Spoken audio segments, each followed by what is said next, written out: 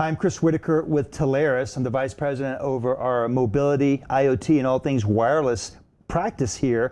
And today I'm with Eric Varney from Verizon. And we're going to talk a little bit about the broad topic of IoT and IIoT. Eric, tell us a little bit about your role at Verizon and your background. How did you get here? Sure. So no, we've been with Verizon coming up on 20 years this year. Been doing quite a bit of different things with them. Interesting role. I've been in telecommunications of some sort within the industry for over the last 30. To date myself, make myself feel even older. But the great thing about that has been interesting. The path that I took, as we were mentioning before, was I worked in paging before I came to Verizon. And I remember that a lot of the projects and things that I'm working on now are things that I was envisioning as in paging. I was going to put a two-way pager in a Coke machine. And now what was that going to do? What was the point of that? I mean, do the same thing that we're doing with IoT today, which is what? Track inventory. The three big things I like to say that any vending machine worries about, which is track inventory, know the status of the machine, and know how many sales you've done, right? That's really all they want from a connectivity standpoint. In fact, IoT as a whole started at Carnegie Mellon in a university way back in the day because they were tired of going downstairs to check the vending machine and have it be out of soda. So they concocted the first IoT device way back in the early 80s that would actually see if the little light was on for their favorite soda was out, Mountain Dew was out of the machine. And that was the interesting birthplace that a lot of this is really taken care of. If I fast forward in my career to the last 10-ish years, I've been really focused on the Internet of Things, IoT as a whole, and understanding that as I like to joke, we're here to make dumb things smart. I'm not talking about people. I'm talking about things, right? It's to get information out of a place or a thing and move it to where it's actionable and usable and consumable, right? So it's really been interesting and fun. I like to say I have one of the coolest jobs in Verizon because I get to do stuff like this, and I get to meet. A great example, I'll be in Detroit next week, sitting down with all of the major tier ones in the manufacturing space and in the automobile space, where they're doing all these next generation vehicles and things that will be powered by 5G and other type technologies that are available for wireless. So I get to see kind of the future before the future's there, and see some of these really great ideas as they start to come from that first initial idea. So it's been a lot of fun. Wow. Well, we definitely have that in common. I feel like I have one of the best jobs in the business. I'm a true, I started out in cable and wire, cable and fiber, and 17 years, Wow. And got kind of bored with it. And here, the last 7 or so years, converted all to wireless and IoT because it's a new conversation, although it's not a new topic necessarily, as you mentioned, going back 40 plus years maybe, a machine to machine it was called then. But this is a great way for partners to have a new conversation, help companies become more efficient and effective using technology. On that note, over the last 10 years or so, how has the adoption rate been? Is it slow, fast? What's kind of hindering it and what's helping it? Absolutely. So it's fast and it's getting faster. This is definitely the train that you and your partners want to be on because this is that next thing. If you I look at the advent of cell phones and tablets and everything else, everybody's got one or two or sometimes three that they're carrying around. We've hit that mass adoption rate that goes on in that space. So IoT is that next frontier for connectivity, for things and ideas and really those next generation solutions that people are looking to do. If it be something as simple as, hey, I just want to know the level of temperature inside of a building, or all the way to, hey, I want to know when there's water in my basement, right? And I want to know when we can do this. But what's interesting is the absolute implications and impact across all industries. It's really interesting when I'm talking to the sensor company that's building this water sensor that you could put down in your basement under your water heater. Well, the most important company that wants to have that is the insurance company that insures you. Right. Because their number one in the insurance industry, their number one thing that they insure against is water damage from a broken water heater. So if they can put a preventative solution in that the homeowner gets a benefit from, they get a benefit from, that's truly that win-win solution. So you're seeing this really interesting explosion of solutions and connectivity. And again, you can look at, as a good example, in my own home, I went around last week and counted. I'm at 235 devices that connect to the internet in my home. And I'm not talking about phones, right? I'm talking about from my sprinkler timer in my garage to the lights on my gutters to my door lock to my doorbell cam. Very similar. Everybody's got connectivity. And that's the new standard. Everybody wants things to have connectivity. It's now, okay, how do we leverage that? And how do we turn that into a monetized capability and discussion with a partner or a customer to be able to really turn that into value for everybody? So in these conversations you're having with these various companies that are leveraging IoT, do it yourself. What have you seen in that space of companies going, hey, we'll build this ourselves versus we'll find a supplier that has already built it and is somewhat off the shelf with some minor tweaks and customization. How's that going? It's been interesting. I'll use the utility industry as an example. They were very big on creating their own connectivity, their own wireless. They were even buying spectrum at one time and deploying solutions. They were the true DIYers, right? Do-it-yourselves. What they found out is they're really, really, really good at doing what their core business is, which is what?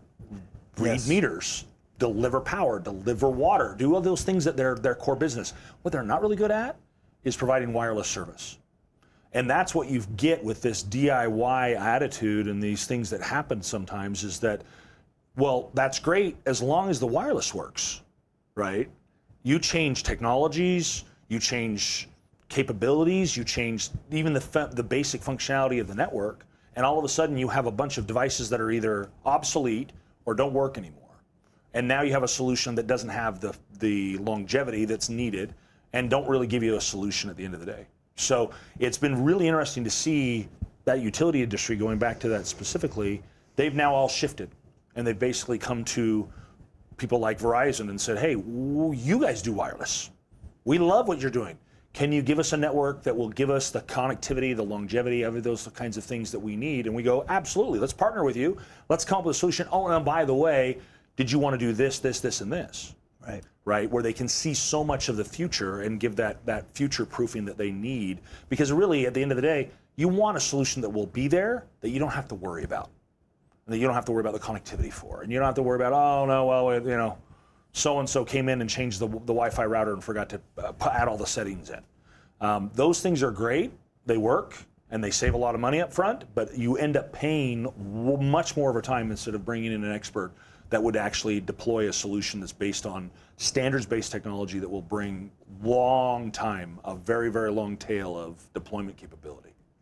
So even occasionally our partners will bring us a healthcare company or an insurance company, and they are building their own little widget. And you can't just stick a Verizon SIM in something and run with it, right? So there's a process to have it certified. And is that kind of where you and your team work with these? That's exactly it. Yeah, that's well said. So I like to jokingly say I'm one of the few teams inside of Verizon that exists to help other people make money. But the best part about my team's job, what we really focus on, is taking those solutions from the back of a napkin into a reality. And just like you said, it's not you just take a SIM off the shelf and jam it into any old device and it'll just work. We actually have a very specific certification process. The great thing is, when I started doing this back 2012 timeframe, ankle bracelets, it took me 2.5 years to get that device through certification on the Verizon network. Wow. Our average right now is 4.5 weeks. Wow, you bring us an idea, you bring us something that you want to get certified, we can have that device fully certified, done, ready to go on the Verizon network within 4.5 weeks. So we've gone from tens of devices to literally 300 well over 3,000 devices that are available today, right off the shelf. That are certified. That are certified on the Verizon network. That people can take and put in anything and everything that you could ever think about, from, like I said, sensors to ankle bracelets to scooters, to you name it, it exists. But even then, that next generation idea is coming, and we want to make sure we can support it and make sure we can support those next generation connectivity solutions. Fantastic. And here at Telarus, of course, we have a dozen plus suppliers that leverage what you've just described, the whole network and the collaboration with you guys. So you mentioned all the certification processes and all the procedures have to occur before you can put something on the network. I know some of that area of concern is around cybersecurity. Mm-hmm. So Jason Stein, my colleague, he's all things cybersecurity. So he and I talk a lot about it's almost irresponsible to have an IoT conversation without having a cybersecurity element. What are your thoughts on cybersecurity and securing all these sensors? Obviously some of the biggest hacks we've heard about were a sensor that was left unsecured. Yep. Wide open devices on Wi-Fi, right? That is a key concern. And that's what's really powerful that we bring to the table is that every device that we certify has inherent security built in at the core. Keep in mind, this is the same wireless network that we use at Verizon that the FBI and CIA and all these other three-letter agencies that you know so well, they use on a daily basis because they know they've vetted us and gone and looked at what we do. But it's much more beyond that where we can take you through a security profile and understand that. But the biggest part about this too that we do, that we partner with your team a ton on, is private networks and ensuring that when we're deploying solutions like these IoT solutions, even if those devices for some odd reason could be attacked and modified, they're only going to a protected network that is already segmented away from the public. So you're not having this wide open attack vector that can be seen because you're running inside of a private core, inside of a private cloud that can be doing that on that Verizon core that already is in existence. So there's a lot of inherent security built into, and the great part about our wireless network, especially in 4th generation and 5th generation networks, is that that's AES 128-bit rotating security on the airlink itself. No one's going to be cracking the airlink, which is the most important part. And then beyond that, we build all those extra layers of security that also lays in there just fine. Fantastic. So we've covered a lot already, mm-hmm. and last words, as my friend Joshua Prest always says, if you had a crystal ball, mm-hmm. what's on the horizon? What should partners and business leaders look to in the next year or two that maybe is not as mature and ready for prime time today? That's a great question. So really, we're right on the precipice of a really fast takeoff of the capabilities of the next generation network. So we have these core LTE core networks that are out there. The next generation IoT devices that have already been built, that are right there. The important part is that, especially for all your partners to know, if they're not having the conversations with their customers about these types of solutions, someone else is. Right. Make sure you're always being that one to have those conversations. And the great thing is you've got individuals like ourselves that are here to help move that discussion forward. They don't have to be the experts. Let's get out there and find those opportunities together, because that, as we will work together, we'll find those opportunities and close them down, because that connectivity is going to come, right? We're right there. We're looking to see anywhere between a 10 and 30 times growth. People like IDC and Gartner have already come out and said that the IoT space is going to grow at a very astonishing rate, where we're sitting at about 3.5 billion devices today. That's going to go to 55 billion in the next 10 years. Okay, a 10 times increase. That's a lot of devices. That's a lot of money being made, right? And we want to make sure that you and your partners and all those can take advantage of those capabilities as it moves forward.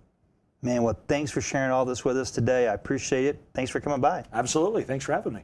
There you go. So what's next? For our Telarus partners, work with your local sales team, your PDMs, your SPDMs. Look for the next big event. We do a lot of deep dives into these topics. Look at our LMS, lightning sessions. There's a lot to do here.